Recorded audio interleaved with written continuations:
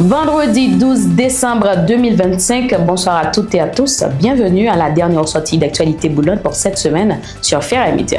Marie-Gaëlle Villemé pour vous informer. Une opération policière a été menée tôt ce vendredi matin près de la résidence de Yuri Chevry, président du cartel intérimaire de Port-au-Prince. Selon les premières informations, des agents de la DCPJ appuyés par plusieurs unités de la PNH ont été déployés sur place. Aucune explication officielle n'a encore été fournie sur les raisons de cette intervention, alimentant interrogations et spéculations dans la capitale, notamment dans les milieux politiques. Yuri Chevry n'a pas réagi publiquement pour le moment. Les forces de l'ordre maintiennent un dispositif discret autour de la zone selon les témoins. L'administration générale des douanes a présenté hier 11 décembre la deuxième édition de sa causerie douane à Pétionville. L'institution annonce avoir collecté plus de 10,6 milliards de gourdes en 3 semaines, soit 6,19% de plus que l'an dernier à la même période. Entre le 1er et le 30 novembre, les brigades douanières ont renforcé la lutte contre la contrebande avec plusieurs saisies majeures, motocyclettes, matériel médical, marchandises prohibées, ainsi que des faux billets et divers accessoires illégaux. Des produits alimentaires et médicaments impropres à la consommation ont également été retirés du marché pour protéger les consommateurs. Cette initiative vise à mieux informer la presse et le public sur les actions de la GD en matière de contrôle, de sécurité et de mobilisation des recettes. La Cour supérieure des comptes et du contentieux administratif a publié un rapport accablant sur la gestion des finances publiques au cours des 15 dernières années. Le document fait état d'un désordre profond et persistant marqué par une faible mobilisation des recettes internes et un budget dont 75% est consacré aux dépenses de fonctionnement au détriment des investissements publics, souvent sous-exécutés.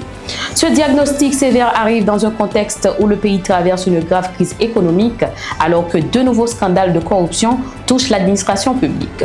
Selon la CSCCA, ces dérives fragilisent davantage les institutions et compliquent la mise en place de politiques publiques efficaces. Le président du Conseil présidentiel de transition, Laurent Saint-Cyr, effectue une visite officielle de 2 jours à Washington dans le cadre des efforts visant à renforcer la sécurité en Haïti et à préparer des élections libres et inclusives.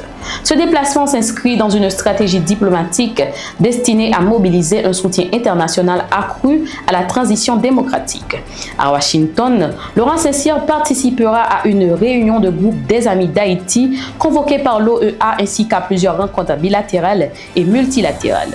Les discussions porteront sur 3 priorités, la sécurité, la réponse humanitaire et le processus électoral, notamment la mise en œuvre de la feuille de route de l'OEA. Cette mission vise également à accélérer le déploiement de la force de répression des gangs et à consolider les engagements pris lors de la réunion internationale de New York sur le soutien en Haïti. Laurent Saint-Cyr doit regagner Port-au-Prince le samedi 13 décembre 2025. Autre point de l'actualité, des citoyens se sont rassemblés hier jeudi 11 décembre 2025 au pont frontalier de Ouanamet à Dabaron pour réclamer justice pour Stéphora Joseph, élève haïtienne de 11 ans décédée lors d'un voyage scolaire en République dominicaine. La manifestation pacifique visait à demander une enquête complète sur les circonstances du drame. 4 responsables de l'école, Leonardo Da Vinci de Santiago, ont été mis en examen pour négligence.